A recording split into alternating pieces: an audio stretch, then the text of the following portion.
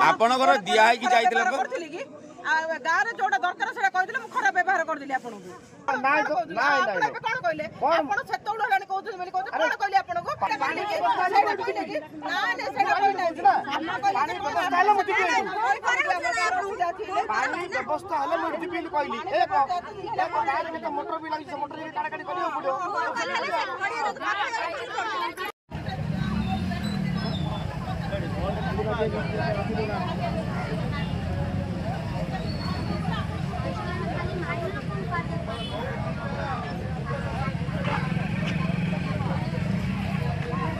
गंजामर भूतसरसिंगी पंचायतर दासियामारी पल्ली रे लोकंकु पानी टोपाए मिली पारुनथिबार अभियोग करी महिला माने हांडी माठिया धरी कविसूर्यनगर पुरुषोत्तमपुर मुख्य रास्ता को अवरोध करी आंदोलन करथिले।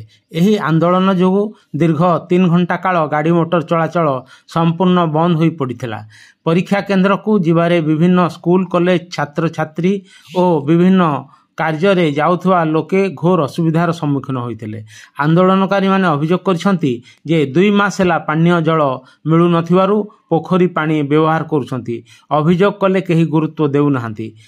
एहार खबर पाई पुरुषोत्तमपुर पुलिस घटनास्थल को जाई महिला मानकु बुझासुझा करबा सह ग्राम्य जल जोगाण कनिष्ठ जंत्री सरपंच और बीडीओ को घटनास्थल को डकाई आलोचना करी तुरंत समस्या समाधान करिवार प्रतिश्रुति देवा सह टैंकर माध्यम रे पानी जोगाइबा परे आंदोलन हटिथिला। गंजामरू सरोज कुमार महांती रिपोर्ट। उपस्थापना वीरेंद्र कुमार पाणिग्राही जनमुख न्यूज। नमस्कार।